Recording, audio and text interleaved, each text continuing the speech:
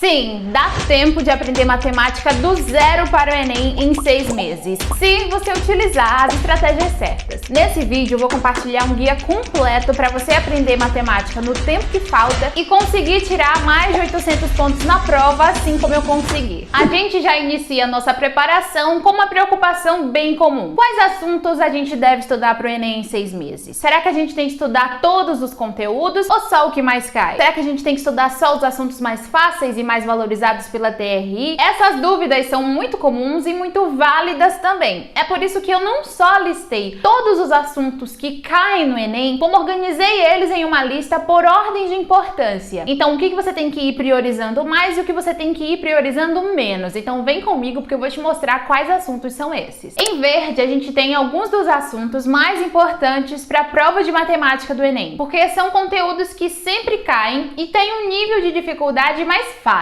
Já em amarelo são aqueles conteúdos que também estão sempre presentes, só que a dificuldade deles já é mais intermediária. Enquanto em vermelho, a gente vai ter os conteúdos mais difíceis, mas que também estão sempre presentes na prova. Por fim, em cinza, a gente vê os assuntos que às vezes estão no Enem, às vezes não estão. Então, talvez você não precise se preocupar tanto com eles assim. Perceba que a partir dessa organização que eu montei para você, você consegue tirar duas informações importantes. A primeira é quais conteúdos de matemática você deve estudar, já que eu coloquei aqui todos os tópicos que podem cair no Enem. E a segunda é quais assuntos você deve priorizar, já que você deve começar sempre focando naquilo que é mais fácil e que mais cai, e seguindo para os assuntos de nível intermediário e nível difícil. Mas como você vai estudar esses assuntos? Quantos assuntos você vai estudar por dia, por semana, por mês? É exatamente isso que eu vou te mostrar agora. 6 meses não são 12 meses. É por isso que se você está começando a estudar agora, você não vai estudar no mesmo ritmo de quem estava estudando desde janeiro. Dessa forma, a gente vai separar quais assuntos de matemática você vai estudar a cada semana que você tem até o Enem. E eu garanto que essa organização vai facilitar muito o seu progresso nos estudos e vai te permitir passar até nos cursos mais concorridos. Você vai abrir o Word, o Excel, o Notion ou até uma folha de papel, se você quiser, e você vai desenhar alguns quadrados. Um quadrado para cada mês que você tem para estudar até o Enem. Em cada quadrado você vai fazer 4 colunas e cada coluna representa uma semana do mês. Feito isso, a gente vai começar a escrever os conteúdos que são precisos estudar para a prova do Enem, sempre seguindo aquela ordem de primeiro assuntos mais fáceis e que estão sempre na prova, depois os assuntos de nível intermediário, por fim os assuntos mais difíceis e os que não caem com muita frequência na prova. Enquanto você está organizando aí os assuntos que você tem para estudar por semana, tenta colocar eles para você terminar no máximo até outubro. Então eu gosto sempre de terminar a teoria das matérias um mês antes da prova do Enem, para que nesse mês a gente consiga fazer uma preparação mais especial, voltada para provas antigas e simulados. Mas se você não conseguir terminar tudo um mês antes do Enem, não tem problema, pode terminar em novembro mesmo, portanto que seja ali pelo menos no começo de novembro e não uma semana antes da prova. E outra coisa legal para você ir colocando na sua organização semana a semana é quais semanas você vai fazer provas antigas e simuladas. Eu recomendo que, se você nunca estudou matemática para o Enem ou para outra prova, você pelo menos comece a fazer simulados depois que você tiver terminado matemática básica. Boa parte das questões do Enem são de matemática básica. Então, se você já terminou de estudar esse módulo, você já pode começar a fazer provas antigas. Se você já estudou matemática antes, já fez o Enem antes, então eu recomendo que você faça pelo menos uma prova de matemática por semana. Aí você escolhe um dia da semana para poder responder essa prova de matemática, as 45 questões direto. Isso vai ser ótimo para você já ir treinando sua estratégia de prova, seu tempo de resolução de questões. Tudo isso também é importante para sua preparação. Uma dúvida muito comum que surge nessa etapa é: se eu não conseguir estudar todos os assuntos que eu planejei? Calma, não tem problema. Se acontecer algum imprevisto e naquela semana que você planejou para estudar X assunto, você não conseguir estudar todos, é só você redistribuir esse conteúdo para as próximas semanas. Se tiver alguma semana que você conseguir estudar mais rápido alguns assuntos e quiser adiantar assuntos que estão lá na frente,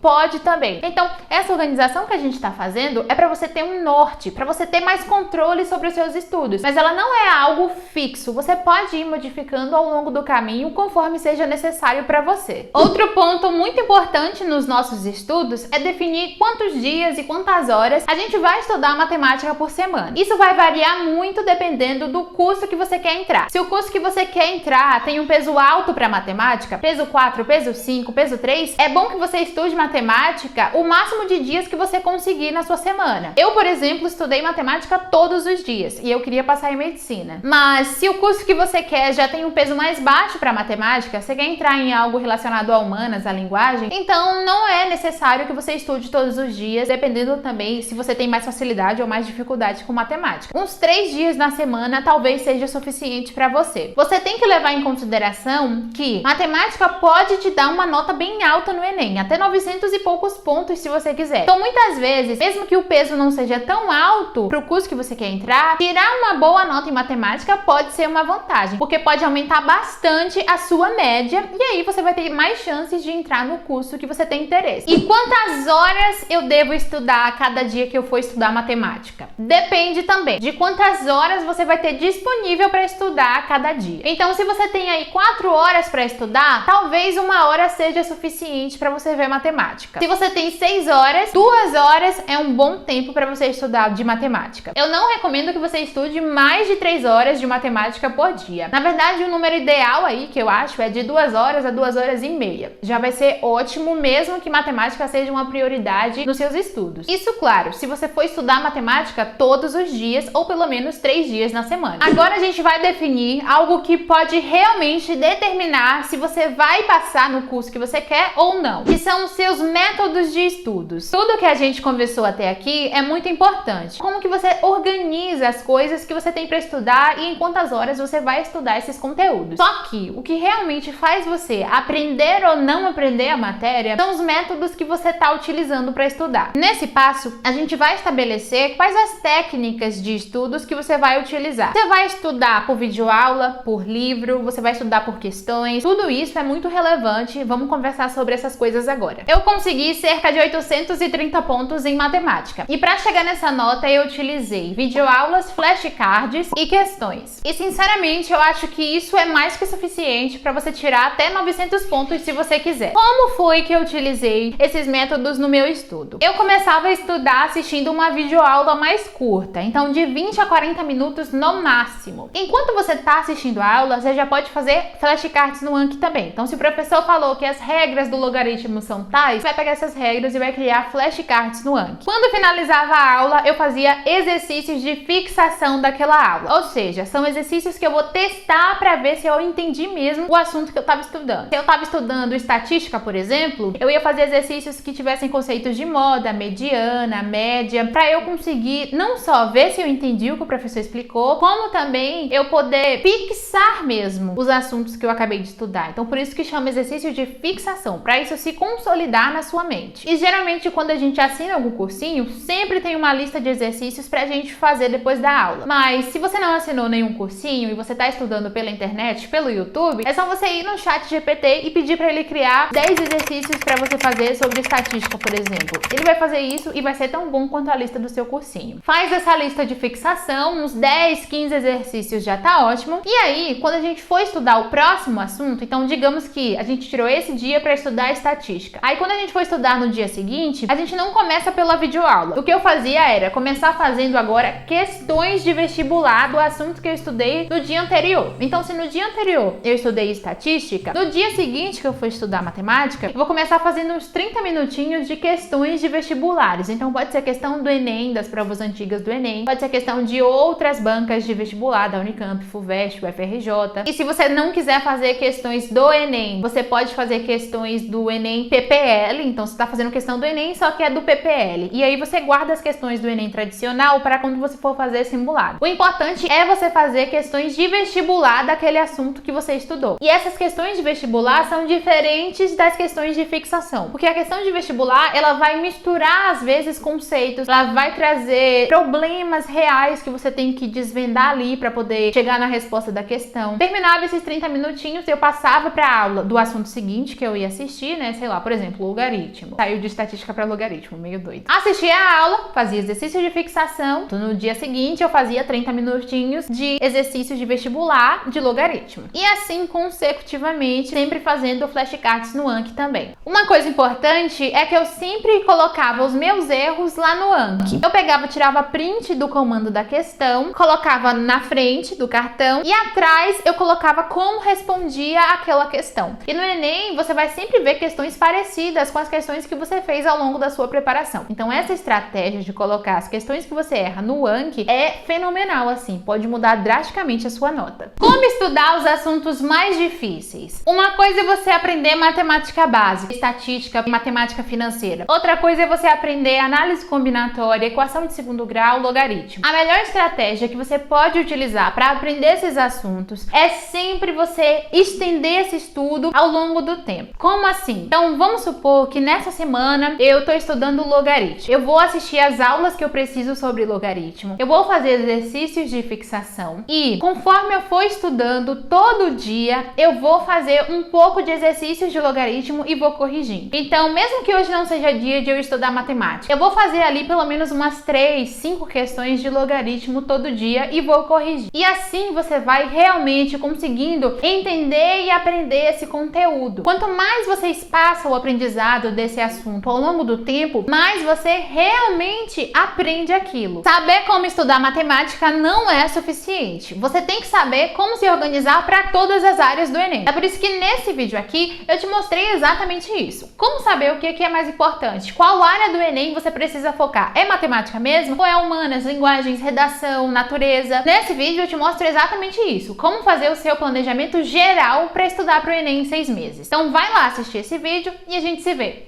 Um beijo!